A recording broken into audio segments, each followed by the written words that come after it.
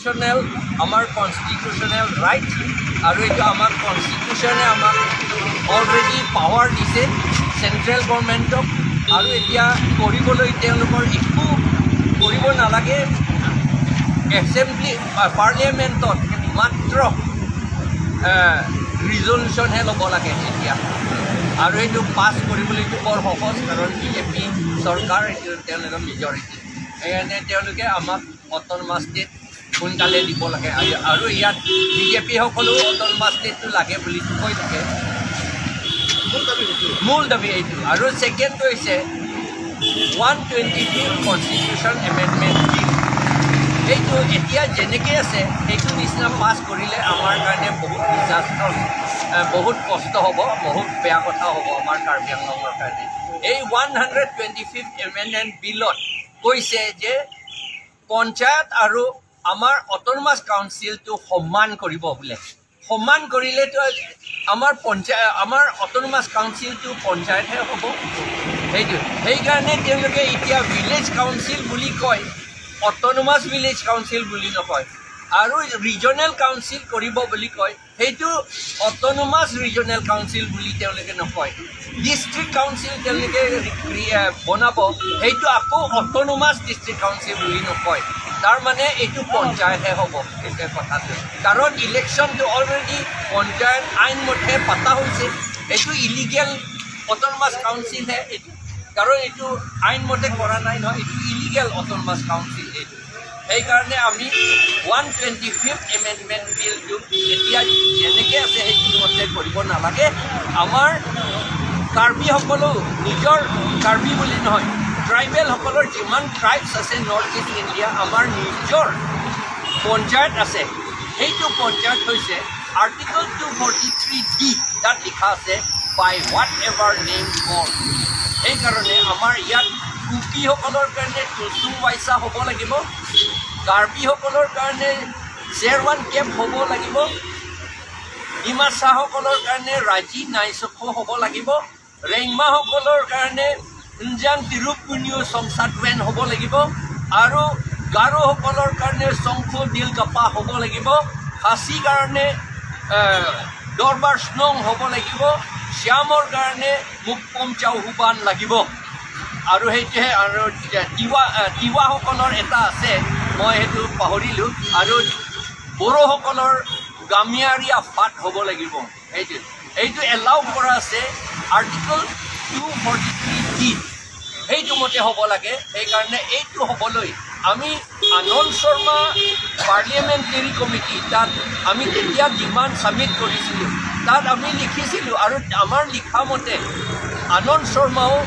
পাৰ্লিয়ামেণ্টত submit কৰিছিল সেইটো কিন্তু এতিয়া 125 এমেণ্ডমেণ্টত সেইটো কাটি দিলে সেইকাৰণে আমি ডিমাণ্ড কৰিছোঁ এই আনন্দ শৰ্মা কমিটিত যিটো লিখা আছে এই আমাৰ ট্ৰাইবেলসকলৰ পঞ্চায়তৰ কথা সেইটো থাকিব লাগিব আৰু ডাইৰেক্ট ফাণ্ডিং পাবলৈ আমিও ডাইৰেক্ট ফাণ্ডিং লাগে ডেভেলপমেণ্ট লাগে এইটো আৰ্টিকল 275ত গোটেইখিনি কথা তাত লিখা আছে আৰু তাত লিখা আছে autonomous state under article 244A বুলিও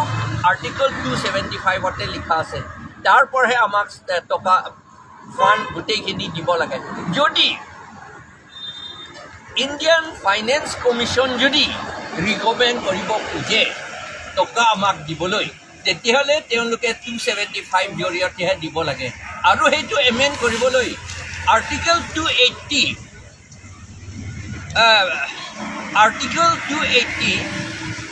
ক্লজ 3 চাব ক্লজ E তাতে union state and autonomous state or autonomous council বুলি তাত সোমোৱাই দিব লাগে তেতিয়া আমি গোটেইখিনি টকা কি কয় ফাইনেন্স কমিশ্যনে টকা ডিষ্ট্ৰিবিউশ্যনত টেক্সৰ পৰা যিমান টকা উঠে সেইটো ডিষ্ট্ৰিবিউশ্যনত তেওঁলোকে ৰিকমেণ্ড কৰিব পাৰিব বিজেপিয়ে কৈছে যে যিটো এমেণ্ডমেণ্ট হ'ব কাৰ্বি আংলঙৰ যিবিলাক সমস্যা স্থায়ী সমাধান হ'ব আৰু ডেভেলপমেণ্টো হ'ব বুলি কৈছে আচ্ছা ডেভেলপমেণ্ট হ'ব বুলি কৈছে আমি ডেভেলপমেণ্ট নালাগে বুলি কোৱা নাই আৰু আৰ্টিকল 275 চব ডেভেলপমেণ্ট কথা লিখা আছে মাত্ৰ আৰ্টিকল 280 নহয় 280টো মাত্ৰ পঞ্চায়ত আৰু মিউনিচিপালিটিৰ কাৰণেহে তাত লিখিছে 275ত অট'নমাছ ষ্টেটৰ কাৰণে লিখিছে আৰু অট'নমাছ কাউন্সিলৰ কাৰণে লিখিছে নহয় তাত চব সোমাই আছে আৰু যদি ডেভেলপমেণ্ট হ'ব লাগে ডাইৰেক্ট ফাণ্ডিং হ'ব লাগে বুলি কয় এতিয়াও আমাৰ কাউন্সিলে বা ষ্টেট গভৰ্ণমেণ্টে ডাইৰেক্ট ফাণ্ডিং এতিয়াও দিব পাৰে কিয় দিব নোৱাৰিব তেওঁলোকে আমাৰ কাউন্সিলৰ পৰা নামটো বিচাৰিব লাগে আপোনালোকৰ ভিলেজ কাউন্সিল নাম কি কি আপোনালোকৰ নিজৰ village council under article 243D মতে কি কি লিখা আছে এইটো বুলি পেলাই আৰু paragraph 3 মতে আমাৰ paragraph 3 yes আমাৰ 6 শিডিউল paragraph 3 ক্লজ EFG মতে কি কি লিখা আছে বুলি নামটো পঠিয়াই দিব লাগে আমি টকাটো পঞ্চায়ত এণ্ড ৰুৰেল ডেভেলপমেণ্ট ফাণ্ডৰ পৰা ডাইৰেক্টলি তেওঁলোকলৈ পঠিয়াম বুলি আসাম গভৰ্ণমেণ্টে এতিয়াই কৰিব পাৰে একো কথা নাই এইটো 280 এমেণ্ড কৰিবলৈ দৰকাৰেই নাই এইটো কৰিবলৈ হ'লে আৰু দৰকাৰ নাই সেইকাৰণে মেঘালয়ত 280টো এমেণ্ড কৰা নাই কিন্তু মেঘালয় ডাইৰেক্টলি দৰবাৰ শ্বিলঙলৈহে টকা পঠাই দিয়ে আমি 3 দিন বুলি কৈছিলোঁ আজি কালি আৰু আগষ্ট 1 তাৰিখ কিন্তু এতিয়া পাৰ্মিশ্যনটো এদিনহে দিছে বুলি কৈছে আমিতো ভাত নাখাওঁ বুলিহে কৈছোঁ তেওঁলোকে নহয় বোলে এদিনটো নাখালে হ'ব বোলে বেছিকৈ খাব লাগে বুলি আমাক ক'লে সেইটো হাঁহিবলগীয়া কথা ভাত নাখালে আমিহে কষ্ট হ'ব পুলিচ ডিচিয়ে কষ্ট নাপায় নহয় জানো বা বিজেপিয়ে কষ্ট নাপায় নহয় কষ্টটো আমি APHLCয়ে কষ্ট পাম ভোকটো আমিহে লাগিম তেতিয়াহ'লে আমাক ভোক লাগিব নালাগে বুলি কিয় কয় এইটো মিছা কথা এইটো আচলতে বিজেপিসকলে খুব আমাক ভয় কৰিছে APHLC একেবাৰে ভয় কৰিছে সেইকাৰণে আমাক হাংগাৰ ষ্ট্ৰাইকো এলাউ কৰিব নিদিয়ে তেওঁলোকে পাতি আছে তেওঁলোকে মিটিং কৰি আছে চবতে আৰু বেলেগ সংগঠনসকলকতো প্ৰচেছন কিবা কৰিবলৈ দিয়ে পাৰ্মিশ্যন দিয়ে তেতিয়াহ'লে আমাক কিয় নিদিয়ে আচলতে বিজেপিয়ে APHLC খুব ভয় কৰিছে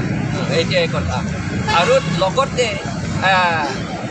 কিছুমান RSS এইটো মানে আমাৰ খিলঞ্জীয়া অসমীয়া বা আদিবাসী আৰু ট্ৰাইবেল RSS নহয় এইটো নন ট্ৰাইবেল RSS সকলে আৰু বংগ সেনাসকলে এইটো খুব চতাইছে আমাৰ লোকেল বিজেপিসকলক যে তোমালোকে এইটো কৰিব লাগিব নহ'লে তোমালোকে নিজিকিলে আমি ইয়াত হৈ এনক্ৰ'চ কৰিব নোৱাৰিম বুলি কৈছে কাৰণ তেওঁলোকে এনক্ৰ'চ BGR পৰা এভিকশ্যন কোনে কৰিব এইটো ইলেকশ্যন জিকাসকলেহে কৰিব আৰু ইলেকশ্যন জিকোৱা কাৰণটো তেওঁলোকে এইবিলাক কাম এভিকশ্যন চব কাম কৰিবলৈ কাৰণেহে তেওঁলোকক জিকাইছে তেতিয়াহ'লে আৰু তেওঁলোকক আৰু আমি বেলেগকৈ আকৌ সহায় কৰিব লাগে বুলি কথা কি আছে নহয় জানো যদি আমি সদায় সহায় কৰিব লাগে তেওঁলোকে কিয় ইলেকশ্যন উঠিছে তেতিয়াহ'লে নহয় জানো উঠিবই নালাগে তেওঁলোকে ইমান বুৰ্বক হয় তেতিয়াহ'লে নহয় জানো হয়নে নহয় ইলেকশ্যনটো বেলেগ কথা বোলে আৰু ইলেকশ্যনটো কাম কৰিবলৈ কাৰণেহে ইলেকশ্যনটো জিকে আৰু ফাইট কৰে সেইকাৰণে তেওঁলোকে CM খোৱা বুলি কয় আমাৰ কাৰ্বিসকলে CM খোৱা EM খোৱা সদায় খোৱা কৰা বুলি কেতিয়াও নকয় অসমীয়াত আপোনালোকে কেতিয়াবা শুনিছিল নেকি যে হিমন্ত বিশ্ব শৰ্মা যেতিয়া মুখ্যমন্ত্ৰী খাই থাকোঁতে বুলি কিবা কৈছে নেকি নহয় জানো এইটোতো নকয় ইয়াৰ সদায় খাই বুলিহে খোৱা বুলিহে কয় এইটো আচলতে তেওঁলোকে কাম কৰিবলৈ সাহস নাই এইটোহে কথা আৰু যিবিলাক সাহস নাই তেওঁলোককে জিকিবলৈ দিয়ে এই জিকিবলৈ দিয়াটো ৰুট কজটো বংগ সেনা আৰু এই নন ট্ৰাইবেল নন খিলঞ্জীয়া আৰু সেইবিলাক নহয় কিন্তু বেলেগ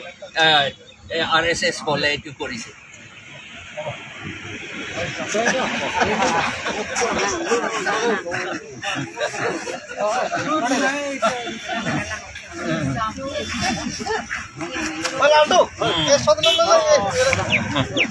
Okay.